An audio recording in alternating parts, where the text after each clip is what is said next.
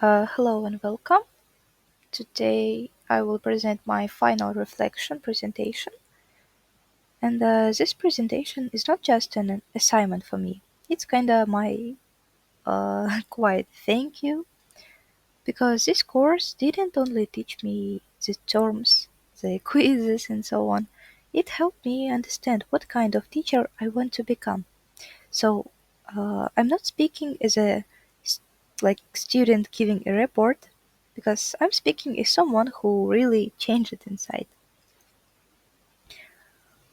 And I want to start with that teaching is not just explaining; it's designing learning. And before this course, I thought if I explain clearly, students will understand. But now I think very differently. Now I see that teaching is more like design. We design situations where students think, where they feel, they try, fail, and grow. Because educational psychology showed me learning is not automatic. It also always depends on attention, on memory, emotions, confidence also, culture, and of course relationships. A teacher is not only a speaker, a teacher is a guide and a builder of learning experiences. And the next one, I thought that many topics were important, but these three are really important and they uh, stayed with me. First is development. Piaget, Vygotsky, Erickson. I learned that students are not difficult or lazy, they are growing, and growth has stages. I cannot say something like these kids are good and those are bad. They are just different in development. And the second one is motivation and self belief. Bandura and self efficacy taught me this when a student believes I can, their brain works differently. And the third, of course, is assessment.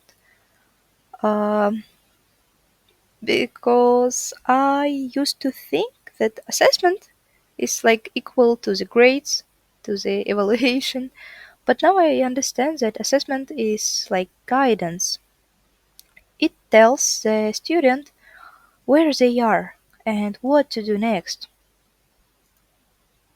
Now I want to talk about my teaching style because I learned something important about myself this semester. I'm not the strict control kind of teacher. I'm a human first teacher. I don't want to be an authoritarian kind because I think I care about emotions, trust, and comfort in the classroom.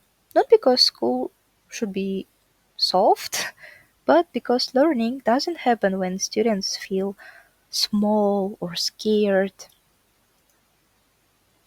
So I want to say that constructivism sounds like a big word, but this idea is very, very simple.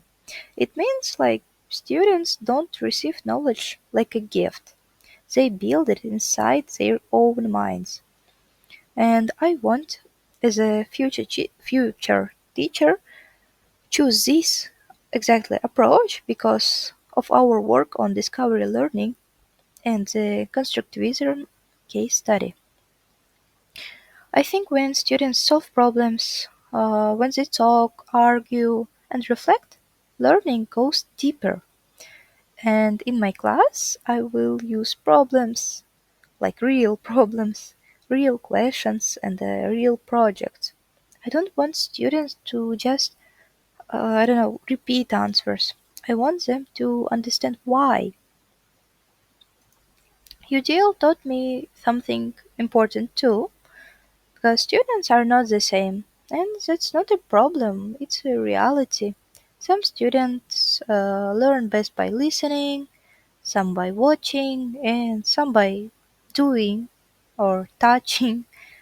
UDL Universal design for learning means we don't change the goal, but we change the road. And in my future classroom, students may show understanding by a poster or by voice recording or a short video, maybe even writing. It's the same goal, but it's different path, and at the same time, it's the same respect. Uh, the next thing is formative assessment, because it's not about catching mistakes. It is also about helping before it's too late. We can see small quizzes, exit tickets, short feedback. They answer to one question: what do you need now? I want my students to see assessment as a mirror, not a judgment. Not like you failed, but here is your next step, let's do it. And because of this course, my future classroom will look different because I will use more discussion and less long lectures. I will ask more why questions. I will give feedback more often in smaller pieces. I will give students a voice and a choice. And my goal is not to create quiet students. I want to create thinking students. And of course, very, very important thing is support. Because I think support is not extra work. Support is attention, of course.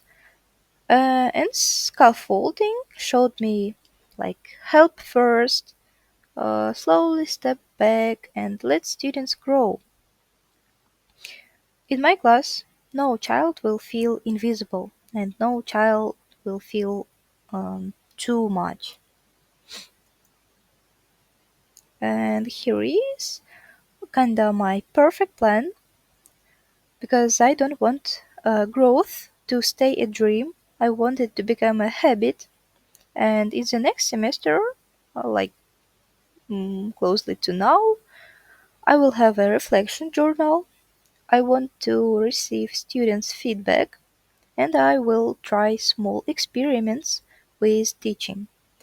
Then, after 1 year, I will create workshops, mentoring, and I want to have a portfolio of my lessons.